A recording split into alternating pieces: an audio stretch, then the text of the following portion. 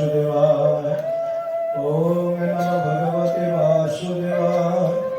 ओम नमो भगवते वासुदेवाय। जय निताई, जय गौर।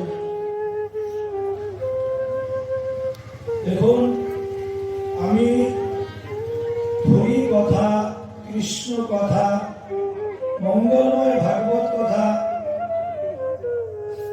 আপনাদের আস্বাদন করার জন্য যেখানে বসেছি, শুধু উপলক্ষ মাত্র আমি। কেন যার কথা তিনি বলেন। কারণ একবার প্রদ্যুম্ন মিশ্র এসেছিল মহাপ্রভুর নিকটে, বলেছিল, প্রভু আমাকে একটু ভাগবত কথা, কৃষ্ণ কথা শোনাবে। মহাপ্রভু বলেছিলেন, কৃষ্ণ কথা তো আমি জানি না, কৃষ্ণ কথা আমি শুনি। কৃষ্ণ কথা আমি জানি না, কৃষ্ণ কথা আমি শুনি। তো প্রদ্যুম্ন মিশ্র একটু অবাক হয়ে গেছে। স্বয়ং মহাপ্রভু কিনা বলছে আমি কৃষ্ণ কথা জানি না, কৃষ্ণ কথা শুধু শুনি। এবার অগত্যা উপায় নেই, যখন মহাপ্রভু স্বয়ং বলেছে, তাই তিনি বললেন, তা আপনি কার কাছে শোনেন এই কৃষ্ণ কথা, ভাগবত কথা? মহাপ্রভু বললেন, আমি রায় রামানন্দের কাছে এই ভাগবত কথা আস্বাদন করি। তো তুমিও যাও রায় রামানন্দের নিকটে, তোমাকে তিনি ভাগবত কথা আস্বাদন করেন। তো সেদিন আর সময় ছিল না, তাই পরে একদিন প্রদ্যুম্ন মিশ্র মহাপ্রভুর আজ্ঞা নিয়ে কোথায় গেলে? রায় রামানন্দের বাটিকায়। রায় রামানন্দের বাটিকায় গিয়ে দেখলেন রায় রামানন্দ গৃহে নেই। তিনি বিশেষ কোনো কারণে গৃহের বাইরে। তো প্রদ্যুম্ন মিশ্রের সেদিন আর ভাগবত কথা আস্বাদন করা হয়নি।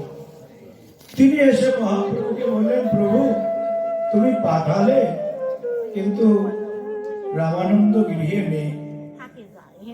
প্রভু বললেন, মিশ্র, যদি তোমার ভাগবত পিপাসা থাকে তাহলে তুমি আবার এসো, আর যদি তোমার পিপাসা না থাকে তাহলে আর আসতে হবে। তো মাগো, সেটাই কথা, আমাদের যদি পিপাসা থাকে তবেই তো আমরা জল পান করতে যাব, নচেত আমরা জল পান করবো কেন? তো ভাগবত কথা অমৃত দুগ্ধ তুল্য, তো সেটা শ্রবণ করতে আমাদের অন্তরের পিপাসা থাকা দরকার। আমরা কেন, কমিটি কেন আপনাকে আমন্ত্রণ দিয়ে, নিমন্ত্রণ দিয়ে, অনুরোধ করে আনতে যাবে? আপনার নিজের তাগিদে। কেন সারা জীবন মাগো ওই গৃহ সংসারের জন্য অনেক কর্ম করেছে, কিন্তু শেষে কি হয় জানো? একটাই কথা শোনা যায়, তোমরা আমার জন্য কি করেছো? কারণ দেখবেন অষ্টোত্তর শতনামে একটা খুব সুন্দর কথা লেখা আছে। কি লেখা? বলে, দিন গেল মিছা কাজে, রাত্র গেল নিদ্রে, না ভজিল রাধা কৃষ্ণের চরণারবিন্দে। তো দিন মিছা কাজে কেন গেল?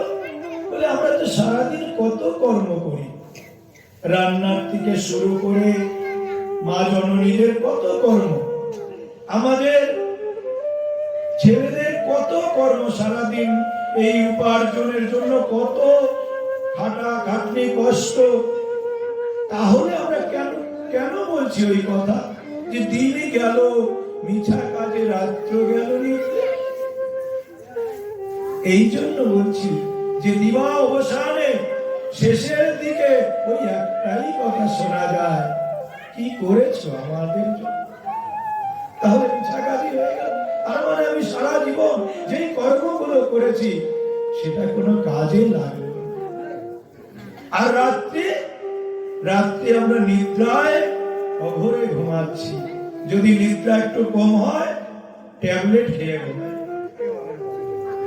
কিন্তু মহাপ্রভু একটু অন্য ধরনের বলেছে। তিনি যখন গাম্ভীরায় ছিলেন তখন তার দিনের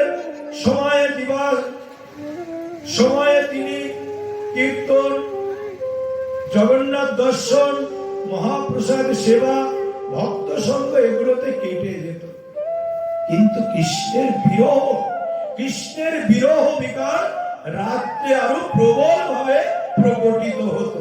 হয় মা আমাদের রাত্রেবেলায় কৃষ্ণের বিরহ হয় না। কারণ একটাই, আমরা যখন জননী জঠরে ছিলাম তখন ভগবানকে অনেক ডেকেছিলাম, ভগবান দর্শনও দিয়েছি, তাকে প্রতিশ্রুতি দিয়েছিলাম, হে গোবিন্দ আমি সংসারে গিয়ে তোমার ভজন করব, সেবন করব, সাধন করব। কিন্তু তখন জননী জঠরে আমার কাছে কেউ ছিল না, অন্ধ নরক কুণ্ডের মতন সেই জায়গাটা। তাই আমি ভগবানকে ডেকেছিলাম, ভগবান দর্শন দিয়েছিল। আমি বলেছিলাম আমি জগতে আমাকে পাঠাও, আমি আর এই কষ্ট সহ্য করতে পারছি না। ভগবান পাঠালেন, কিন্তু আমি যে প্রতিশ্রুতি দিয়েছিলাম জন্ম মাত্রে আমার সেই প্রতিশ্রুতি ভুলে গেলাম। কারণ একটাই, আমাকে বিষ্ণু মায়া ঘিরে নিল। আমি জন্ম যখনই ভূমিষ্ঠ হলাম আমার অনেক আত্মীয় পেয়ে গেলাম, আমার বাবা পেলাম, মা পেলাম, কাকা পেলাম, ভাই পেলাম, বন্ধু পেলাম, অনেক আত্মীয় পেয়ে গেলাম। তাই আমার কখনো ভগবানের দরকার নেই। তাই তো আমরা ভগবানকে ভুলে গেলাম। কিন্তু আবার আসে শেষ দিন, যখন আমরা আবার ভগবানের নাম নিই। কিন্তু তখন সময় থাকে না, মাগো সময় থাকে না। দেখবেন একটা জিনিস, বিভীষণ ভক্ত ছিল, রামের ভক্ত ছিল, হনুমানজিও রামের ভক্ত ছিল। যখন লঙ্কায় হনুমানজি গেলেন, বিভীষণকে দেখে বলেছিল, আরে তুমি তো বড় রাম ভক্ত, তাহলে তুমি এই রাক্ষসদের মাঝে পড়ে আছো কেন? তুমি চলো রামের শরণে চলো। এসেছিল কি বিভীষণ? তখন এসেছিল? আসেনি। ঠিক সেই রকমই মাগো, কিছু সাধু গুরু বৈষ্ণব অনেক করে বলে, মাগো বাবা গো একটু সাধন রাস্তায় এসো, একটু সাধন করো, একটু ভজন করো। আমরা শুনি তখন সাধুর কথা শুনি না, বৈষ্ণবের কথা শুনি না। বিভীষণ কখন এলো রামের শরণে? কখন এসেছিল? যখন রাবণ পদাঘাত করেছিল। যখন পদাঘাত করেছিল রাবণ বিভীষণকে, তখন এসেছিল রামের শরণে। ঠিক আমরাও তাই, সংসারে যেদিন আমাদের পুত্র কন্যা নাতি নাতনি আত্মীয় পরিজন আমাদের অব্যক্তয় করে দেয়, মানে আমাদের লাথি মারে, সেদিন আমরা আসি এই গোবিন্দ সেবায়, নচেত আমাদের আর সময় হয়ে সারে। ততদিন পর্যন্ত আমরা একটাই কথা বলি, সময় নেই, সময় নেই, সময় যখন হবে ঠিক যাবে। কিন্তু বাবা গো সময় কি দেখে হয়? সময় দেখে হয় না, সময় করতে হয়। আমি যদি ভাবি আমি সমস্ত দায় দায়িত্ব মানে কমপ্লিট করে তারপরে ভগবত সেবায় যাব, আমি কি গ্যারান্টি দিতে পারি ততদিন থাকবো? থাকবো না। যদি থাকিও, যদি ততদিন থাকেও কি হবে? চোখে ঠিক মতন দেখতে পাবো না, কানে ঠিক মতন শুনতে পাবো না, মুখে ঠিক দাঁত থাকবে না, ঠিক মতন বুলি আসবে না, হাঁটতে পারবো না। তখন গিয়ে গোবিন্দের কাছে শরণ নিলে তখন কি গোবিন্দ আমাকে গ্রহণ করবে? তখন তো গোবিন্দ বলবে, সারা জীবন তুই সংসারের জন্য, স্ত্রী পুত্রের জন্য জীবন যৌবন সব দিয়ে এলি, আর এই জরা দেহটা, যেই জরা দেহটা তোর সংসারের স্ত্রী পুত্র পরিজন পরিত্যাগ করে দিল, সেই জরা দেহটা নিয়ে এসেছিস আমার সেবায়। হ্যাঁ, জীবন যৌবন যাদের জন্য দিলি তারা আজকে তোকে তাড়িয়ে দিল, আর সেই জরা দেহটা নিয়ে এসেছিস আমার সেবা। না মাগো, যদি দিতে হয় তাহলে আমার গোবিন্দকে নিজের জীবন যৌবন দিন। আর বলুন, বলে আসতে কে গো বিন্দ,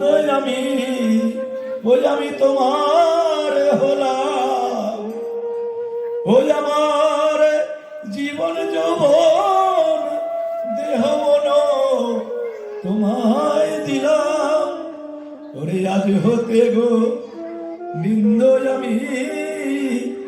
আমি তোমার হলাম। তাই মাগো, আমাদের জীবন যৌবন থাকতে আমাদের গোবিন্দ সেবায় যেতে হয়। বার্ধক্যে গিয়ে কোনো লাভ হয় না। আসার যাওয়া সার।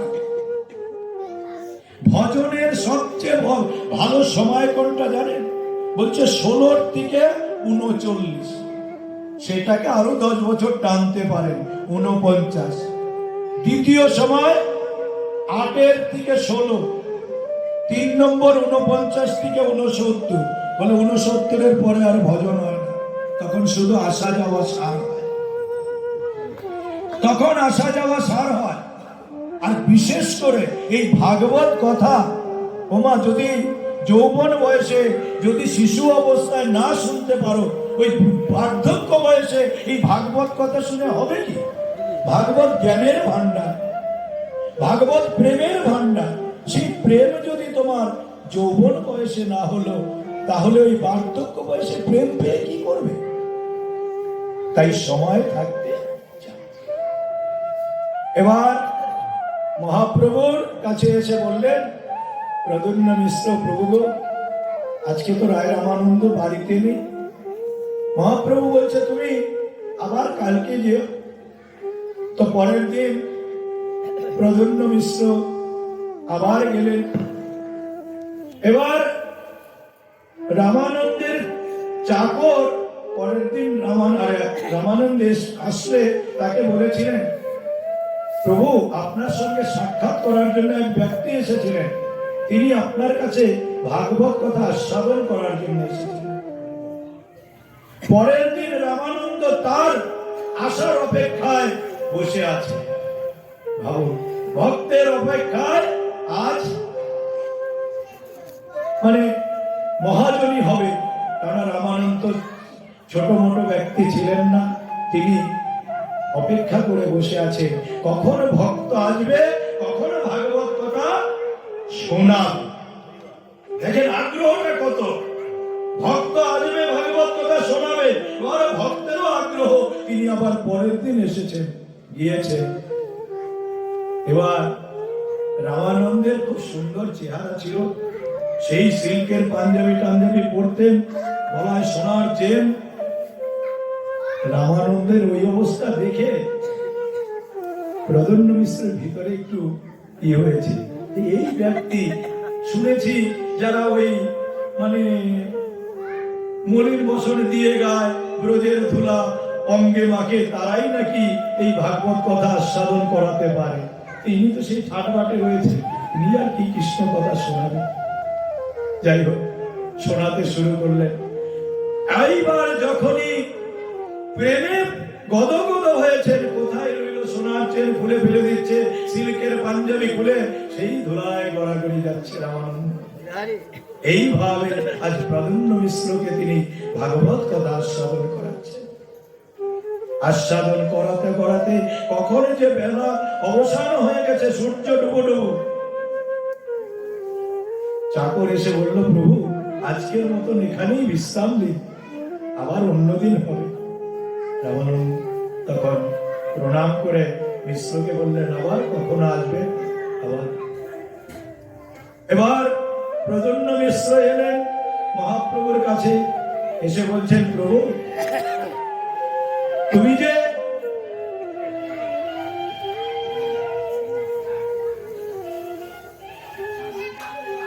তুমি যে পাঠিয়েছিলে আমাকে রামানন্দের কাছে, তিনি আমাকে ভাগবত কথা আস্বাদন করালেন। আর প্রভু সত্যি তুমি যে কথা আজ আমাকে শোনালে, আমি কোটি জন্মেও এমন কথা কখনো শুনতে পেতাম না। আমি ধন্য হয়ে গেছি। তো প্রভু বলছে, মহাপ্রভু বলছে, প্রদ্যুম্ন আমি কোথায় তোমাকে ভাগবত কথা শোনালাম? ভাগবত কথা শোনালো তোমাকে কে শোনালো? কে শুনিয়েছিলেন? রামানন্দ। আর তুমি আমাকে বলছো আমি যে কথা তোমাকে শোনালাম? না গো, আমি শোনাইনি। তখন মিশ্র বলছে, প্রভু আর ছলনা করো না। ভাগবত কথা শোনার শেষে রামানন্দ রায় আমাকে বলেছে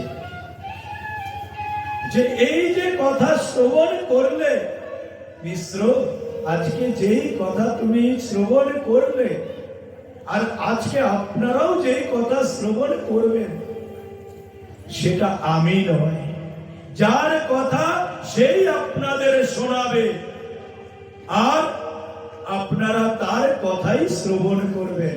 আমি শুধু এখানে উপলক্ষ মাত্র।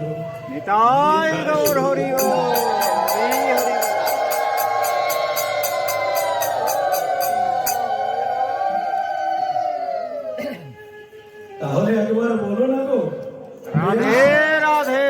প্রেম সে বলো, রাধে রাধে। একবার হয়ে যাক, রাধে রাধে।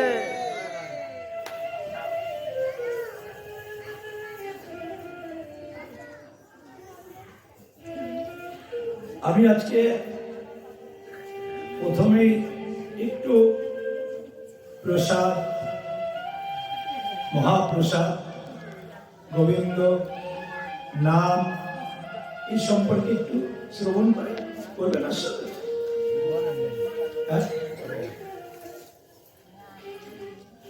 আমরা স্বল্প পুণ্যবান ব্যক্তি কারা? বলছে শরীর অবিদ্যা জাল কেন, জিহ্বাকে জয় করার উপায় কি, আর মহাপ্রসাদ সেবার মাহাত্ম্য। একটু এই চারটা বিষয়ের উপরে সামান্য একটু আলোচনা করি। বলছে এই জগতে স্বল্প পুণ্যবান ব্যক্তি বা অত্যাধিক কম পুণ্য অর্জনকারী ব্যক্তি কারা? শাস্ত্র বললেন, মহাপ্রসাদে গোবিন্দে নাম ব্রহ্মণে বৈষ্ণবে স্বল্প পুণ্য বতল রাজন বিশ্বাস নৈব যায়। বৈষ্ণবগণ যখন মহাপ্রসাদ সেবা করতে আরম্ভ করে, তখন এই ধ্বনিটা দিয়ে শুরু করে। তো কেন করে? হে রাজন, মহাপ্রসাদ, গোবিন্দ, নামরূপ শব্দ ব্রহ্ম ও বৈষ্ণব, এই চার তত্ত্বের প্রতি স্বল্প পুণ্যবান ব্যক্তি কখনোই বিশ্বাস করতে পারে না। স্বল্প পুণ্যবান ব্যক্তি কখনোই বিশ্বাস করতে পারে না। সুতরাং যারা সত্যি অত্যন্ত পুণ্যবান, সুকৃতি সম্পন্ন, গত গত গত জন্মের ক্রমসংস্কার সম্পন্ন ব্যক্তি, তারাই একমাত্র ভগবানের অধরামিত মহাপ্রসাদ উপর অত্যন্ত শ্রদ্ধাশীল হন ও মহাপ্রসাদের অপাকৃত তত্ত্ব। মহাপ্রসাদ কিন্তু প্রকৃত তত্ত্ব নয়, বলছে অপাকৃত তত্ত্ব সম্পর্কে হৃদয়ঙ্গম করতে সক্ষম হতে পারে।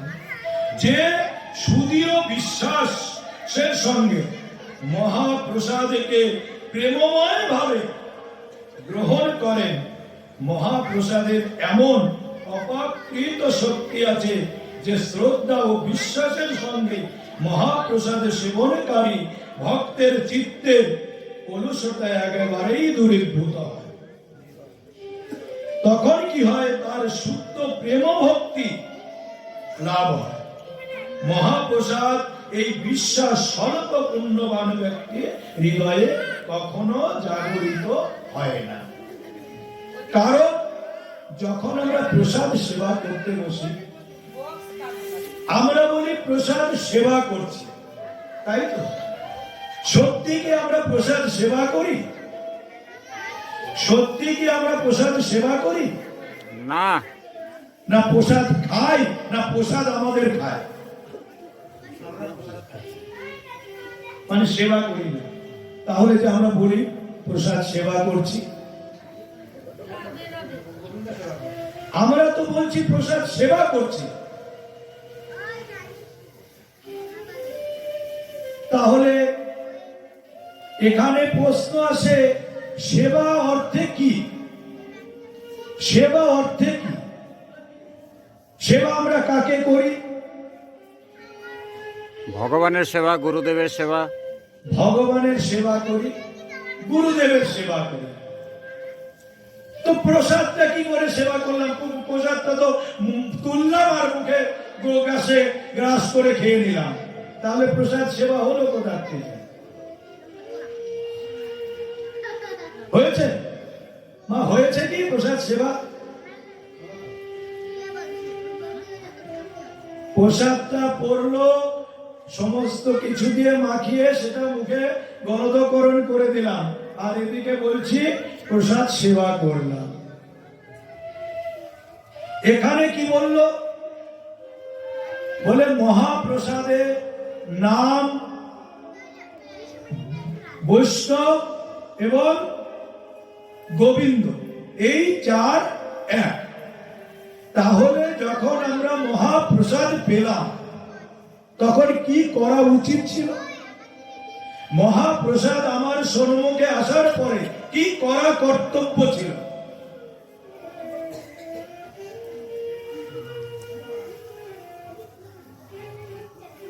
প্রসাদের সেবা করা দরকার ছিল, তাই তো? সেবা অর্থে কিন্তু খাওয়া নয়। আমরা সেবা অর্থে বুঝি খাওয়া, সেবা অর্থে খাওয়া নয়। যদি সেবা অর্থে খাওয়া হতো তাহলে কি বলে? গোবিন্দ সেবা করলাম, তাহলে কি গোবিন্দকে খেয়ে নিছে? নাম সেবা করেন, নামকে কি খেয়ে নেন? রাধে রাধে। বৈষ্ণবকে সেবা করেন, বৈষ্ণবকে কি আপনি খেয়ে নেন? তাহলে প্রসাদ সেবা করে করছেন, বলছেন, আর খেয়ে নিচ্ছেন, কি কারণ? না, প্রসাদ সেবা অর্থে যখন তোমার সামনে মহাপ্রসাদ পড়লো, তাকে ধূপ প্রদীপ দিয়ে তার আরতি করতে হয়, তাকে প্রদক্ষিণ করতে হয়, তারপরে সেটা, হে গোবিন্দ এবার তুমি আমার অন্তর মাঝারে প্রবেশ করো, আমি ধন্য হই, কৃতার্থ হই। এইভাবে প্রসাদ গ্রহণ করতে হয়। আমরা কেউ করি না। সেই জন্য প্রসাদ সেবা হয়, আমরা প্রসাদ খাই। তাই বলছে যেই ব্যক্তি স্বল্প পুণ্যবান তার প্রসাদ চেনা যায়, সে প্রসাদ চিনতে পারে না, সে প্রসাদের মহিমা জানতে পারে না।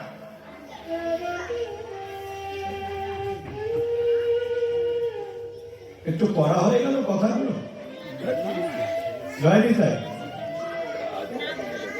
খারাপ লাগছে না তোমার? ব্যাপার হলো কি, আমরা এখানে বসার পরে না একটু কথা করা হয়, আর নিম পাতা তিতা হয়। তো নিম পাতা যেরকম খেলে উপকার হয়, আমাদের কথাগুলো একটু শ্রবণ করতে পারলে যদি হৃদয়ঙ্গম হয়, উপকারী হবে, অপকার হবে না। ওই নিম পাতার মতনই অবস্থা। খেতে ইচ্ছা করে না, বলে ভালো লাগুক আর না লাগুক খাও তিতা, আর বোঝো আর না বোঝো পড়ো গীতা।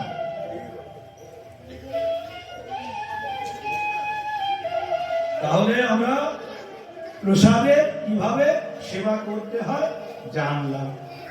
এবার বলছে, এরপর অনাদির আদি গোবিন্দের প্রতি বিশ্বাস তাদেরই হয় যারা অত্যন্ত সুকৃতিবান ব্যক্তি। কারণ স্বয়ং ভগবান শ্রীকৃষ্ণ শ্রীমদ্ ভাগবত গীতায় বলেছেন, বহুনাং জন্মান্তে জ্ঞানবংস্তা প্রবোদ্ধাতে বাসুদেব সর্বমিতি স্বমাহাত্ম সুদুর্লভ।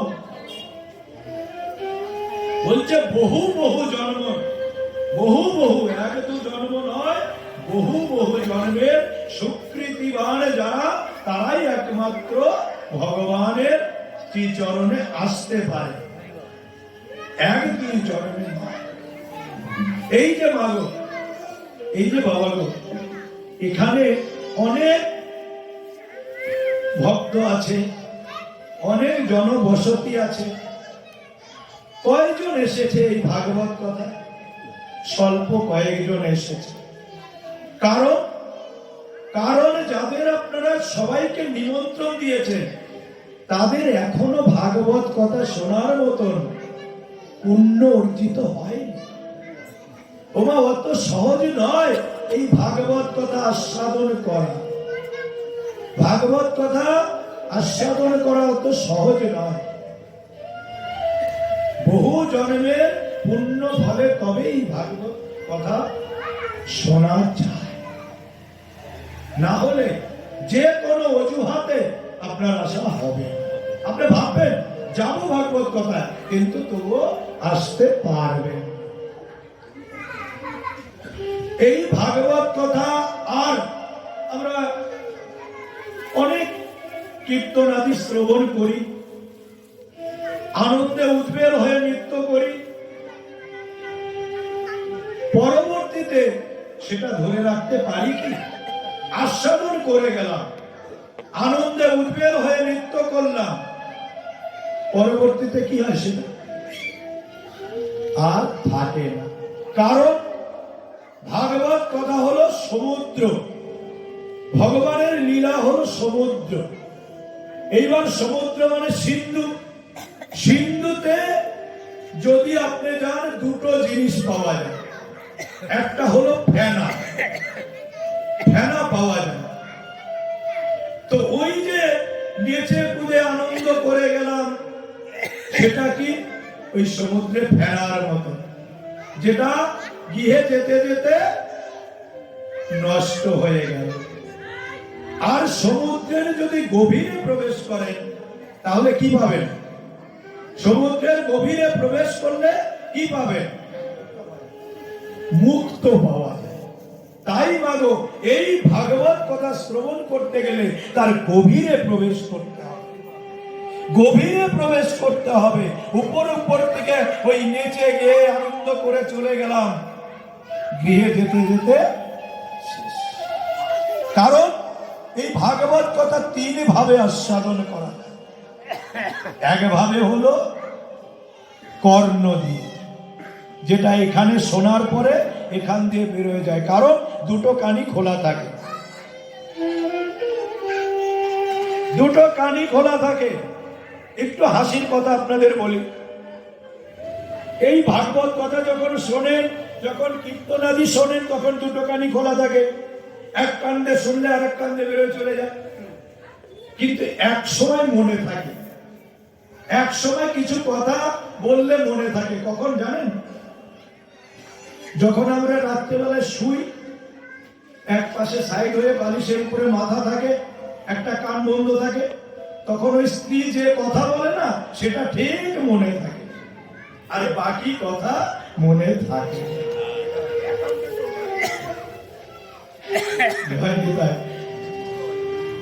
এবার একটা কিভাবে শোনা যায়, আর একটা শোনা যায় মন দিয়ে, আর একটা শোনা যায় মন দিয়ে।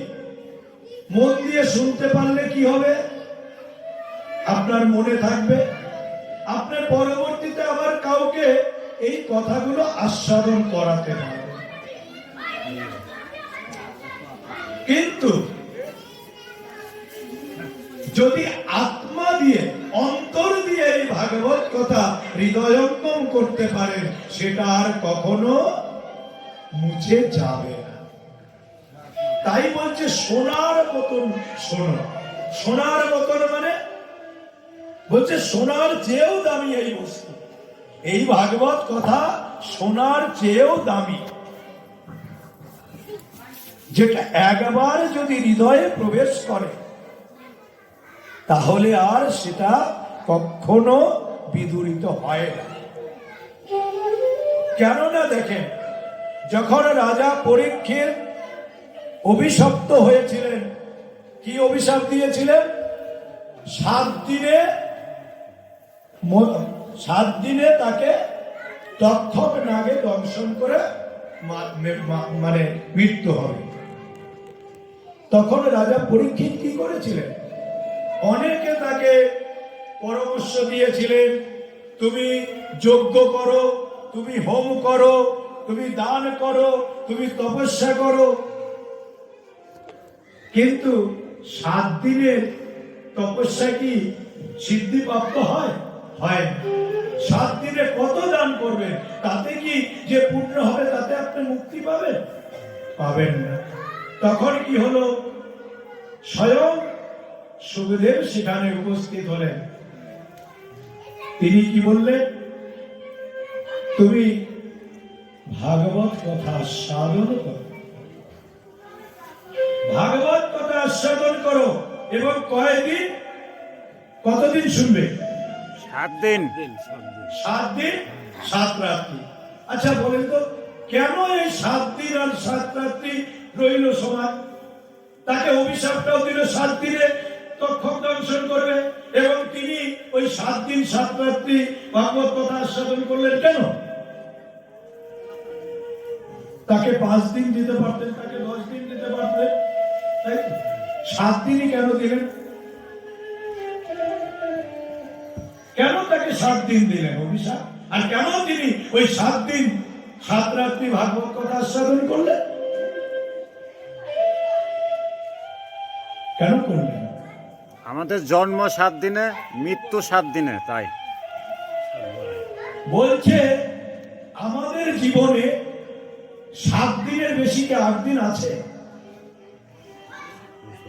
আছে কি? 7 দিনের বেশি 8 দিন নেই।